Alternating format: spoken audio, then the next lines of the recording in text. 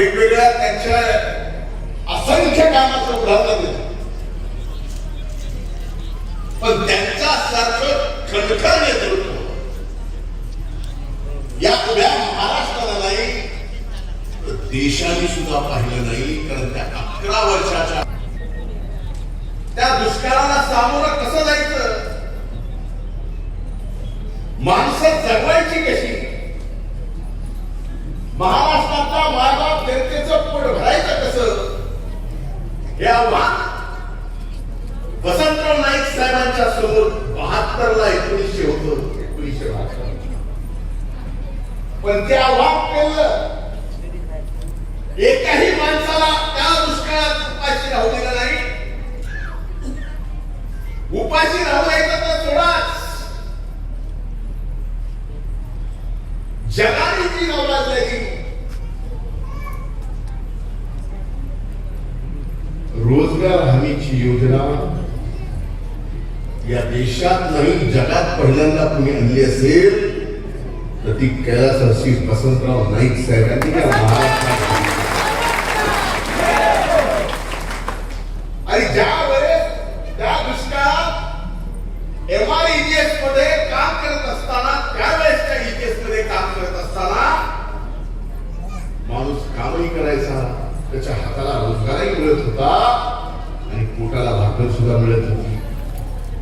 ज्या वेळेस ही योजना जगभरात प्रसिद्ध होऊ लागली तर जगातले अनेक देश आणि त्या देशातले सरकार या वसंतराव नाईक साहेबांनी महाराष्ट्रातल्या मायबाप जनतेसाठी दुष्काळात चालू केलेल्या EGS योजना बघायला येते. आपल्याला ही किमया वसंतराव नाईक साहेबांनी स्वतःच्या कणखर नेतृत्वात या महाराष्ट्राला दिल्या. फक्त दुष्काळाला सामोरे गेला, हा महाराष्ट्र दुष्काळात बाहेर काढला. दुष्काळात महाराष्ट्र बाहेर काढून दुष्काळाचे मुख्यमंत्री म्हणून ते प्रसिद्ध झाले नाही. त्या दुष्काळाला सामोरे गेल्यानंतर पुन्हा या महाराष्ट्रात असा भयंकर दुष्काळ आला नाही पाहिजे म्हणून हा महाराष्ट्र हरित केला. आणि या महाराष्ट्राचे हरित क्रांतीचे जनक कोण, तर त्यांचं नाव कैलासवासी वसंतराव नाईक साहेब.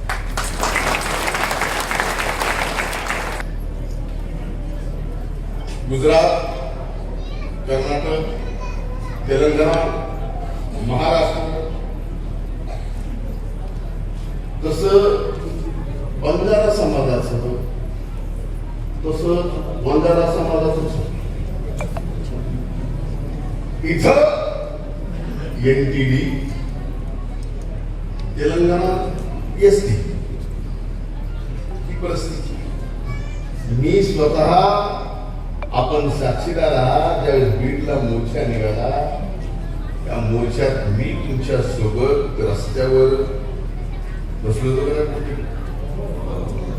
बसलो नाही. आपल्या मागणीच्या बाबतीत हमजावून बोललोच नाही. ही वस्तुस्थिती आहे. आज हा समाज पूर्णपणे बदलतो. पण आजच्या कार्यक्रमाच्या निमित्तानं अगोदरच उशीर झाला. एक गोष्ट, एक वचन आपण आज घेऊ. कैलासवासी वसंतराव नाईक साहेबांच्या या जयंतीच्या निमित्तानं आपण सर्वजण एक वचन घेऊ. 4 गोष्टी. एक, असं आपण सर्वजण मिळून काम करू, एवढंच मी माझ्या वतीनं वचन देतो. आपली माझ्या प्रती असणारी निष्ठा मी शब्दात वर्णन करू शकत नाही. 4 शब्द बोललो जरी असेल, पण या निष्ठेची, अरे सह्याद्रीचा नाही तर हिमालयाच्या पर्वतासारखे, चांगल्यातला चांगल्या, वाईटातला वाईट का तुम्ही खंबीरपणाने माझ्या मागे होता. त्या उपकाराची परतफेड आम्ही कधीही करू शकत नाही. आई असली, मी असली, आपल्या उपकाराची परतफेड होऊ शकते आणि ती परतफेड करायची नाही का? कायम शेवटच्या श्वासापर्यंत तुमच्या उपकाराच्या खाली आम्हाला जगायचंय, तुमची सेवा करायची आणि त्या सेवा करण्याचे वचन आज या निमित्तानं देतो. पुन्हा एकदा वसंतराव नाईक साहेबांच्या 113व्या जयंतीच्या निमित्तानं आपल्या सर्वांना शुभेच्छा देतो. खूप खूप धन्यवाद.